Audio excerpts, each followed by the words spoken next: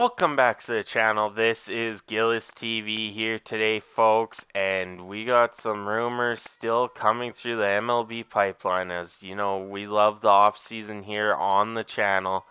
But before we get started, make sure you hit that subscribe button as we are working our way up to 5,000 subscribers. And thank you guys for all the support of late. It's been greatly appreciated. Now, if you're into NHL stuff, head over to Gillis TV as I will be over there covering all NHL stuff and gonna get a video up after this one here. So like I said, we got some rumors today as the Cubs have interest in free agent first baseman slash outfielder Trey Mancini, according to Bruce Levine of 670 The Score. Mancini is a free agent for the first time after a number of years with the Orioles and a brief stint with the Astros in 2022. A $10 million mutual option wasn't picked up at the end of the season, and Mancini took a $250K buyout instead to hit the open market. There hasn't been a lot reported interest in Mancini's services to date this offseason, although a number of teams could use a bat like his if he so figures to have a lot of potential fit. The 30-year-old is coming off a solid platform year. He was hitting .368 with 10 home runs at the deadline with Baltimore before they traded their longtime fan favorite to the Astros. He scuffed a bit down the stretch in Houston, hitting just .176 with 8 home runs in 186 plate appearances.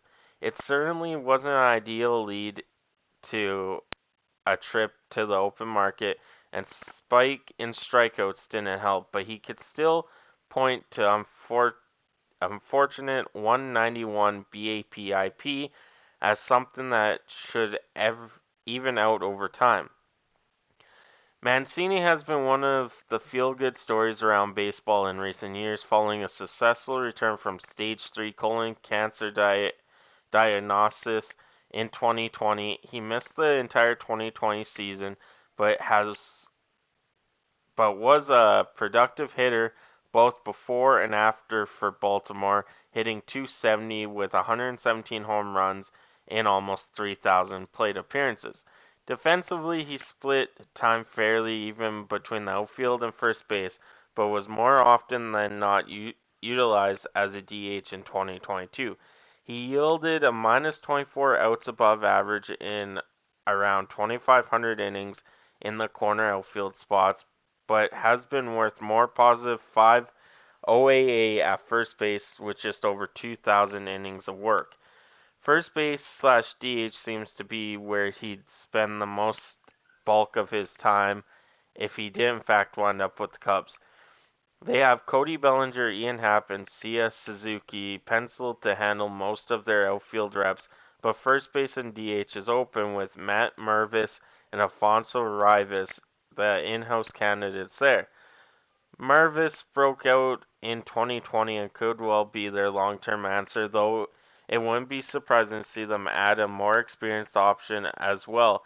The team has had discussions with former Met Dominic Smith recently, while the likes of Matt Carpenter, Brandon Drury, Brandon Belt, or Eric Hosmer on the trade market could all make sense as options. As Levin notes, the Cubs' priorities for additions remains elsewhere, though. They're heavily involved in the shortstop market and have interest in both Carlos Correa and Dansby Swanson. Levin points to the starting pitchers and catchers as the other priorities. They did just sign Jameson Taillon to a 4-year, $68 million deal, and it seems like they're keen to add another, with Japanese star Kodai Senga, someone they have had interest in for a while now. Their needs for a catcher comes with no surprise after seeing longtime backstop Wilson Contreras sign with the rivals Cardinals. Christian Vasquez is the top free agent catcher remaining, but Oakland's Sean Murphy is available, while the Toronto Blue Jays could well move one of their young backstops in Gabriel Moreno, Danny Jansen, or Alejandro Kirk.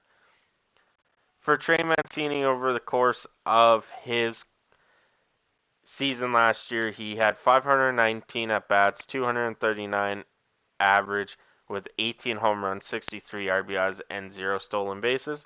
not the fastest guy on the base, but he still has some pop in his bat and can play the small ball to get the runners home, get the flyouts when needed if there's a guy on third with one out.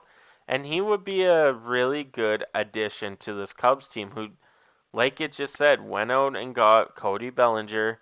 They can add a little bit more pop into their lineup, and they are going for it.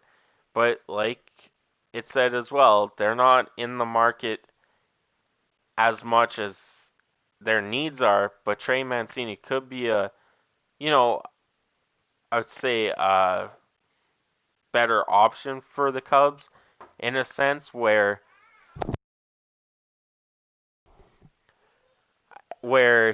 he could be likely to earn a lot less. But let me know in the comments what you think, as this is Gillis TV here on Clemhawks, and I'll catch you on the next one.